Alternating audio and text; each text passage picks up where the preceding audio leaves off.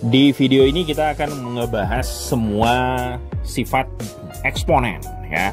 Ini adalah materi SMP, tapi wajib banget diketahui sampai di tingkat SMA.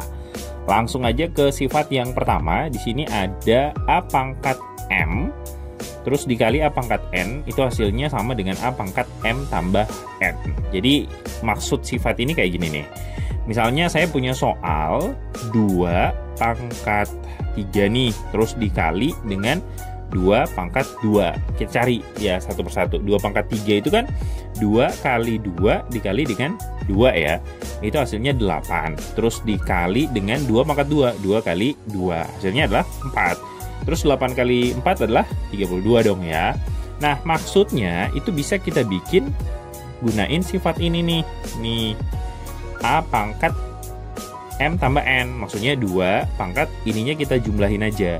3 tambah 2. Nah, kalau kita jumlahin, itu kan jadinya 2 pangkat 5. Ya kan? 3 tambah 2 kan 5. Sekarang kita kali nih. 2 kali 2 kali 2 kali 2 sebanyak 5 kali. 1, 2, 3, 4, 5. Hasilnya berapa? 32 dong ya. Sama. Berarti sifat yang pertama itu terbukti ya. Gitu cara membuktikan kalau dapat soal sifat eksponen. Terus kita coba yang kedua. Saya kecilin dulu deh yang ini biar nggak ganggu. Oh sorry, nangkep saja ya. Terus yang kedua ya, ini saya lingkar lagi yang warna biru yang di sini. Sama sih cara pengerjaannya sama yang di atas, tapi ini pembagian. Kalau pembagian pangkatnya itu kita kurang.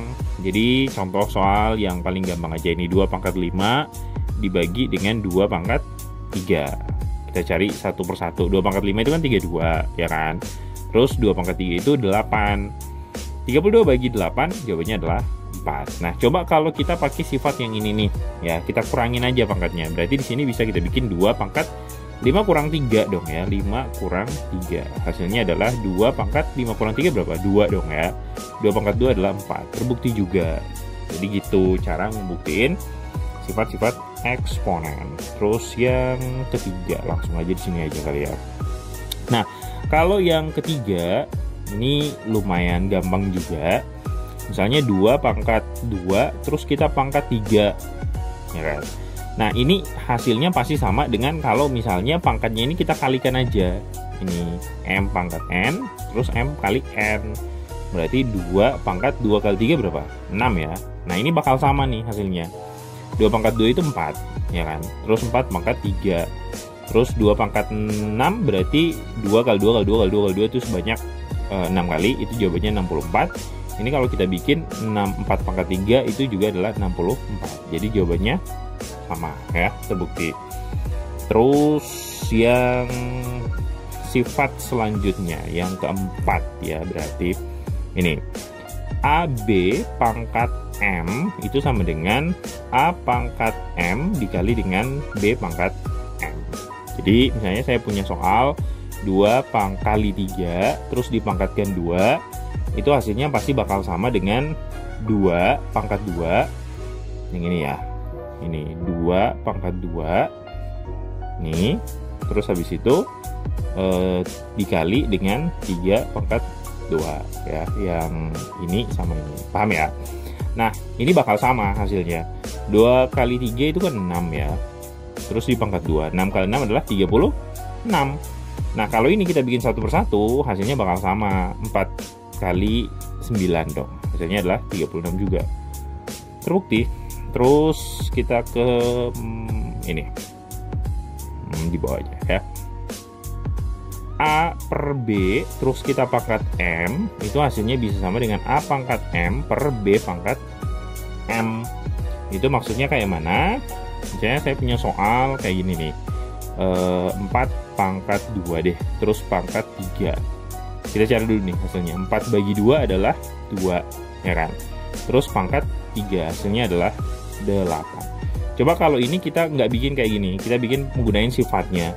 Berarti di sini kita bisa bikin 4 pangkat 3 per 2 pangkat 3. Bakal sama hasilnya. 4 pangkat 3 itu kan adalah 64 per 8, hasilnya adalah 8 juga. Jadi kayak gitu cara ngebuktiin sifat-sifat dari eksponen. Terus kita lanjut ke sifat berikutnya. Ini. A pangkat minus N itu sama dengan A pangkat 1 per A pangkat N. Jadi kalau untuk bilangan negatif itu kita bikin ke pecahan aja. Jadi kayak 3 pangkat 1/2 itu jadi 1 per 3 pangkat 2. Itu hasilnya 1 per 9. Udah gitu aja. Terus 2 pangkat minus 4 berarti 1 per 2 pangkat 4. Hasilnya adalah 2 pangkat 4 itu kan 16. 1 per 16. Terus contoh lagi 5 pangkat minus 2 berarti ya 1 per 5 pangkat 2. Hasilnya adalah 1 per 25 ya, kayak gitu-gitu. Terus kita next ke sifat berikut. Nih N akar A pangkat M. Yang ini ya. Itu sama dengan A pangkat M per N. Nah, kalau kita balik ini lebih mudah nih ya. Contoh ada soal 8 pangkat 2 per 3. Nah, ingat ya, 8 ini kita bikin akar. Terus 2 ini kita taruh di dalam. Terus 3 ini kita taruh di luar. Berarti 8 pangkat 2 per 3 itu hasilnya akar 3 dari 8 pangkat 2 itu adalah 64. Berarti hasilnya 8 2 per 3 itu jawabannya adalah 4 ya. Kenapa 4? Karena akar 3 dari 64 atau 4 kali 4 kali 4 itu hasilnya adalah 64. Oke. Terus terakhir ya. Di video ini kita akan ngebahas kenapa semua bilangan yang dipangkatkan 0 jawabannya adalah 1. Nah, ada hubungannya dengan sifat yang pembagian ya. Oke, saya bikin satu lagi di sini. Nah, tadi kan pembagiannya kayak gini nih. A pangkat M itu dibagi dengan A pangkat N itu sama dengan A pangkat M kurang N. Ini kita udah buktiin tadi bener ya. Oke, kita bikin soal lagi deh. Contohnya 2 pangkat 5 dibagi dengan 2 pangkat 3. Itu hasilnya pasti sama dengan 2 pangkat 5 kurang 3. 2 pangkat 5 itu kan 32. Terus dibagi 2 pangkat 3 itu kan 8. Berarti 32 bagi 8 adalah 4. Nah, ini 2, 5 kurang 3 adalah 2. Berarti 2 pangkat 2 juga adalah 4. Terbukti ya. Nah, sekarang kalau misalnya kita bikin pangkatnya itu sama ya, ini M, ini kita bikin sama nih, 5, 2 nih. Jadi jadinya bakal kayak gini, 2 pangkat 5 dibagi dengan 2 pangkat 5. Ini 32 dibagi dengan 32. Hasilnya 1 dong ya. Nah, karena sifat ini udah terbukti, berarti kita bikinnya bisa kayak gini. 5 kurang 5, kita kurangin, ikut sifat ini.